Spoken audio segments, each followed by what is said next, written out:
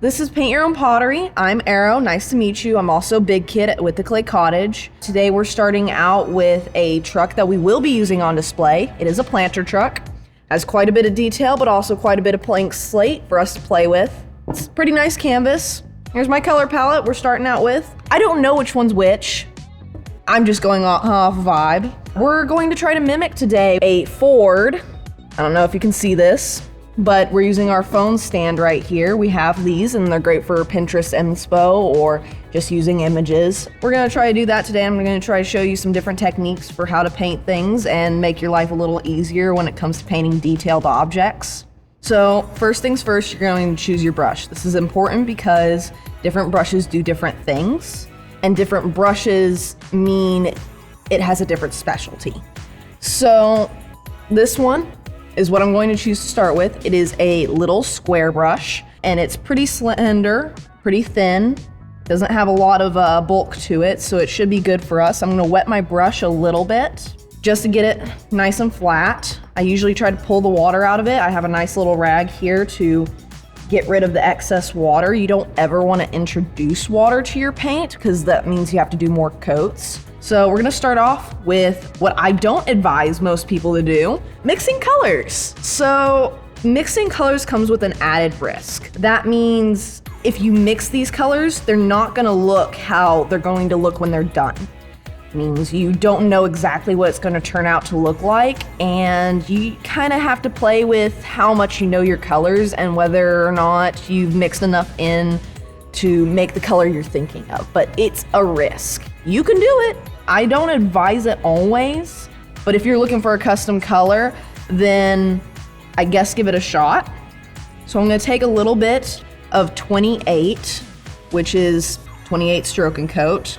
If I remember right, that one is Blue Isle. And then we're going to take a little bit of 10 and mix them together. That's Teal Next Time.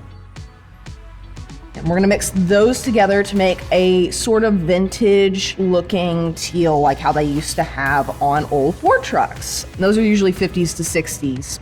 We're gonna take a little 11, that's Blue Yonder, and that one's just a little bit lighter. That's gonna hopefully brighten us up a bit. And then I'm gonna be super extra and add a little bit of my Blue Haven because I don't think it's light enough.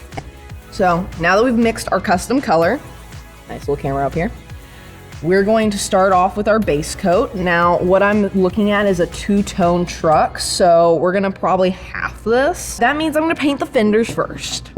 Know your cars. So one coat is never going to be enough. If you look here, one coat gets us a very splotchy finish. It looks very streaky, very see-through. That's exactly how it's gonna turn out to look when you're all done. You're gonna do this 3 to 4 times. 3 times if you counted your coats, 4 times if you haven't. Most people don't. They forget, they go over it and they forget, and that's okay. I always tell people an extra coat for every time you forgot how many coats you're on, because no matter what, more coats is better. Less coats is bad. If you're looking for a washed look, a watercolor look, you can go with 1 coat. And I do that sometimes with a couple of teapots that I've done.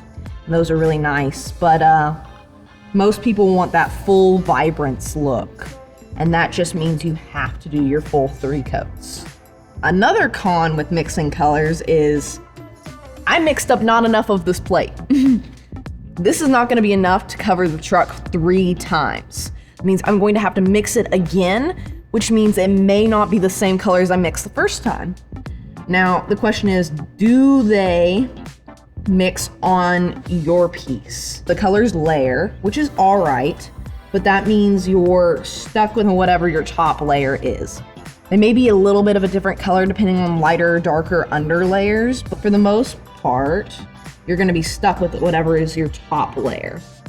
Now, that also means if you're looking to cover something up, like maybe say you made a mistake with a little bit of black, that's gonna be really hard to cover up. It's gonna mean that splotch is probably going to be darker.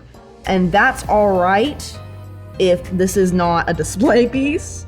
If you're eating off of it, most people don't notice. Darker colors are always harder to cover up, so you usually wanna start with lighter colors. We have done about 1 coat. I've got a couple of crevices here I need to, polish off, and then I probably need to get a little tidier with a different brush. So starting again with different brushes, we're gonna wash out our brush because we're good civil human beings. We're not gonna leave paint in our brush, because that's evil. And clean it off, we're gonna set it aside. And then you're going to get a nice thin brush. I'm gonna take one of these angle brushes because I've got a lot of angles to do.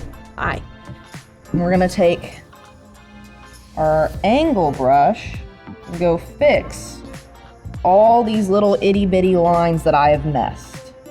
I haven't done a single coat on them. That means some of these parts are getting an accidental second coat, but that's okay because we're gonna do a third coat and a second coat over everything.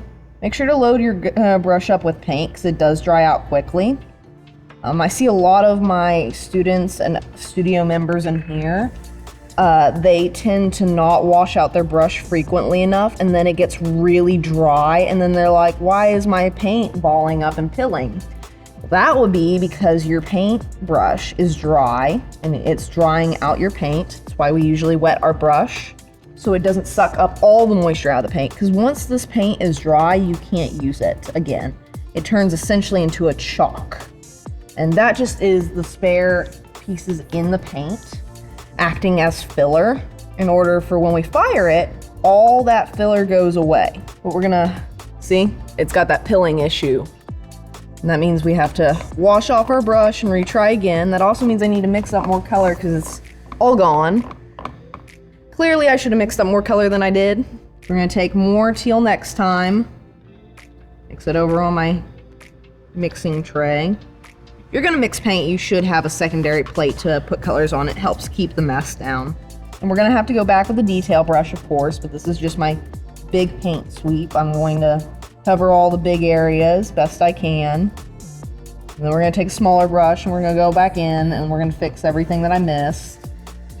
Now, when considering your photo inspo for things like Pinterest and images, be extra realistic on what you think you can complete today. How much time do I have? What am I actually going to accomplish? What am I going to get done? That way I'm not stuck halfway through a detailing process and be like, oh, well, actually it's time to leave because I'm hungry.